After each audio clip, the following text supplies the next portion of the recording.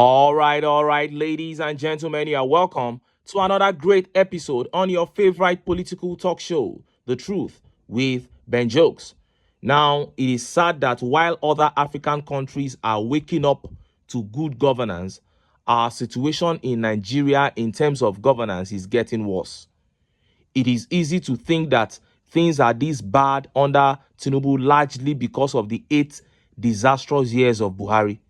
But honestly, after seeing what I saw today, I am totally convinced that Nigeria is going through its worst period in terms of leadership.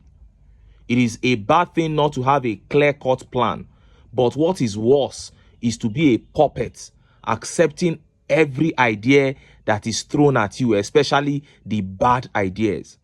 And at this point, I'm beginning to wonder why a lot of noise was made about Tinubu's leadership qualities, because we clearly are not seeing any now.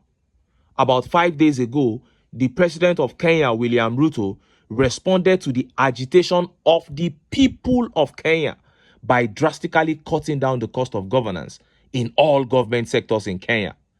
2 days ago, the president of Liberia, Buakai, stood in solidarity with the people of Liberia by cutting his own salary by 40%.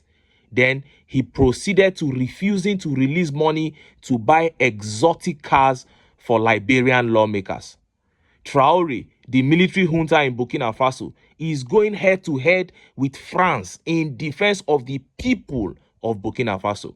But here in Nigeria, Tinubu is busy doing the bidding of certain individuals in Nigeria.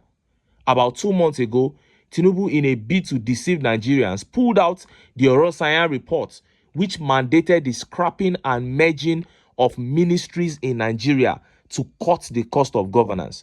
Today, the same Tinubu has gone ahead to shock Nigerians with this move.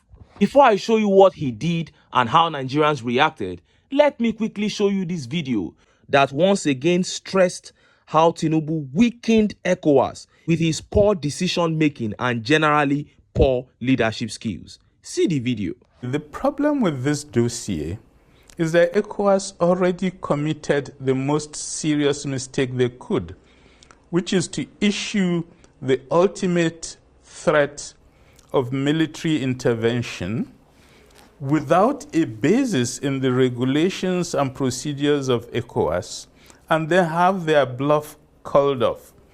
So now they have no other threats to offer these countries. Yeah. And they know it. They and played their best hand, basically. They're saying you've done your worst. And we have been able to withstand your worst. There's nothing more you can do. So I think it's a process that will have to live through its formation, because these 3 states have one problem. They have no access to the sea. They are some of the 3 poorest countries in Africa.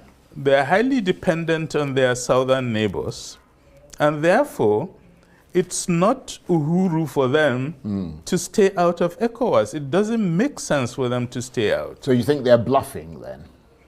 They are bluffing, but the issue is because they are taking concrete action, that bluff may turn out to be a reality. Right. And of course, something has been dangled in front of them by Morocco, which is saying they will offer them, it will offer them passage to the sea and a port in Western Sahara. You heard that. After the coup in Mali, Burkina Faso and Niger Republic, Tinubu could not handle the issue as the president, as the chairman of ECOWAS. He couldn't handle the issue smartly. He declared war on those nations and they decided to pull out of ECOWAS. Now, ECOWAS is begging them to come and join, and they are calling ECOWAS's bluff. They say they don't want to have anything to do with ECOWAS again, and Morocco is now offering them a way out. This is an organization that has been existing for so many years, and this man just came in, and in less than 12 months, everything scattered.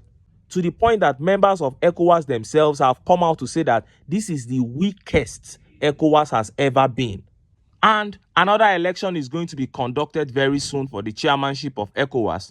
If they like, let them re-elect Tinubu. Let them collect bribe and re-elect him it is nobody's business. After all, the organization itself has lost its relevance. 8 years of Buhari to Tinubu, they have not been able to impact the sub-region in any way. There is nothing, absolutely nothing happening in West Africa today that can be attributed to ECOWAS. Africa and bad leadership are like 5 and 6, especially West Africa. But many West African leaders are now trying to change that narrative. And that takes me to my next update. While Kenyan and Liberian presidents are responding to the people, Tinubu is responding to individuals. Look at this. While we are yet talking about cutting down the cost of governance by scrapping many useless ministries, this man who represents Miyetti Allah came out and said, we want Ministry of Livestock Development. We are talking about cutting the cost of governance. Miyetti Allah is talking about Ministry of Livestock Development. Then Sheikh Gumi, the terrorist negotiator, came out and said, create Ministry of Nomadic Affairs for herders.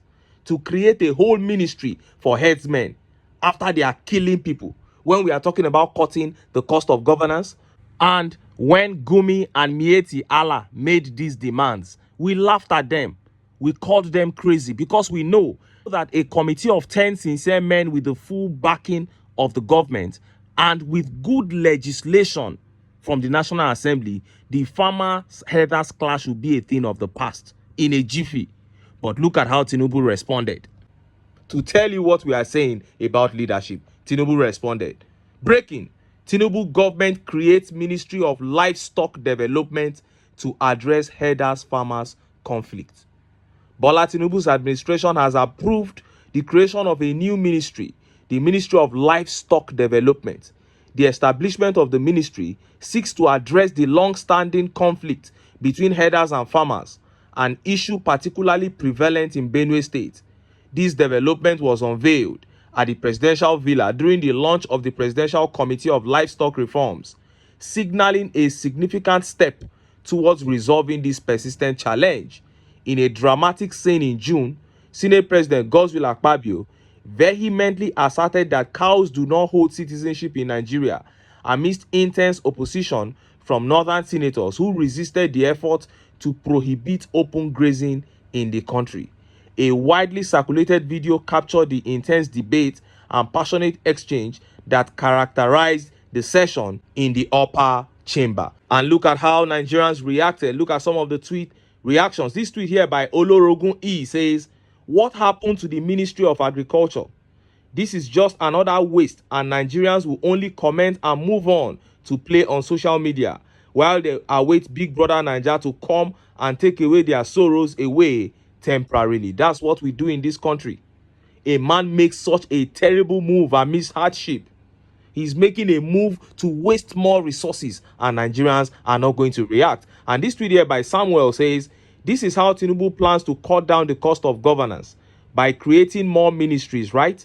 Argentina president cut off some ministries to avoid more spending, but Nigeria is creating more. No be juju be that, my brother. If you ask me, who I go ask? And this tweet here by Ifeanyi says, that's another unnecessary payment. Let official bat continue to settle his kinsmen with ministry work, since Ministry of Agriculture is useless. I keep saying it, that only revolution can reset the zoo. And this tweet by Madi Shehu says, this is senseless and a blind political miscalculation. He can create 200 ministries and additional ministers, and the problems will only multiply. Tinubu is complaining of declining revenue, borrowing all over locally and globally, taking away pensioner savings by force, and yet creating another ministry. The solutions are well known. Stealing of government money must stop. Looting of public treasury must halt. Reckless expenditure and exotic lifestyle with public money must be reversed. Budget line items must reflect societal needs. Thieves, looters, criminals all over the corridors of power must stop enjoying official cover. Justice system must be freed from interference by politicians. Short of that, we will continue to see people dancing naked at the market square and expect us to hail and call them sane. That is it. all the problems of this country, once we can just do the right things, eliminate this corruption, you will see these problems being solved easily. We are talking about banning open grazing, and because of that, you are going to create a ministry. What are they going to do in that ministry exactly? You create a ministry to talk to herders, or what? The problems of Nigeria can be solved easily. It is just that elites, people at the top, see every problem or necessity as an opportunity to steal or as an opportunity to settle their cronies, to prepare way for the next election. So instead of responding to the cries of the people, like the president of Kenya, William Ruto, did in Kenya, like the president of Liberia, Boakai, did in Liberia, instead of responding to the cries of Nigerians on insecurity that has led to poor agricultural outputs and consequently inflation, Tinubu decides to create a ministry for Mieti Allah and Sheikh Gumi. That is it. You can't tell me otherwise, because they called for this ministry and they have gotten it, a whole ministry created for them in less than 12 months. But when Nigerian populace shout and scream for something, they will never get it from these guys. But this is the APC, and I don't expect anything different. Creating ministries for their cronies, sharing Nigerian money, looting the treasury. This is how they will continue, from one useless decision to another. That is how we'll continue seeing it under this regime. If Nigerians are fed up, when Nigerians are fed up and tired of this country being driven into the dungeon by the APC, they know what to do. But until then, make I still enter town. Make I go get some ogbonge political news wey una go like. Why? Because of una. Now I dey here, so don't go away. Don't go away.